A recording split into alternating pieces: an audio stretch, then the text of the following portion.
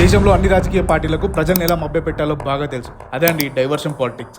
ఎవరు ఒప్పుకున్నా ఒప్పుకోకపోయినా దీనికి బీజం వేసింది మాత్రం బీజేపీనే. మీరు ఎప్పుడైనా గమనించారా? ఎన్నికలు వచ్చినప్పుడల్లా దేశంలో ఏదో కలజడి జరుగుతుంది.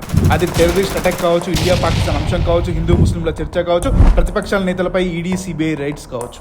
అంతెందుకు మొన్న 2024 లోక్సభ ఎన్నికల్లో తీసుకొచ్చిన అయోధ్య రామ మందిరం అంశం కూడా ఒక పొలిటికల్ స్ట్రాటజీయే. ఇప్పుడు ఇండియా పాకిస్తాన్ మ్యాచ్ బీజేపీకి ఇది ఒక డైవర్షన్ చేసేందుకు మరో ఆయుధంలా మారింది. బీహార్లో మరికొన్ని రోజులు అసెంబ్లీ ఎన్నికలు జరగనున్నాయి. అటు కాంగ్రెస్ నుంచి ఇండియా కూటమి, ఇటు బీజేపీ నుండి ఇండియా కూటమి గట్టిగానే ప్రచారాలు చేస్తున్నాయి. ఇదిలా ఉంటే ఈ మధ్యకాలంలో సోషల్ మీడియాలో మనం తరచూ చూసే ఉంటాం. బీహార్లో రోడ్లు ఎలా కొట్టుకుపోయాయి, నాణ్యత లోపంతో బ్రిడ్జిలు ఎలా కూలిపోయాయి, అక్కడ అవినీతి ఎంత పెరిగిందనేది. అవినీతి మరకలతో నిండిన నితీష్ కుమార్ సర్కార్ను అక్కడ ప్రజలు గెలిపించే అవకాశం చాలా తక్కువ ఉంది.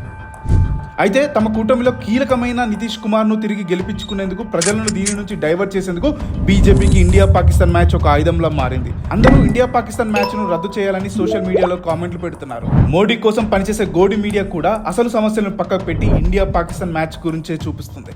ఇందులో దారుణం ఏమంటే ప్రతిపక్షాలు కూడా ఇండియా పాకిస్తాన్ మ్యాచ్ల గురించే మాట్లాడడం.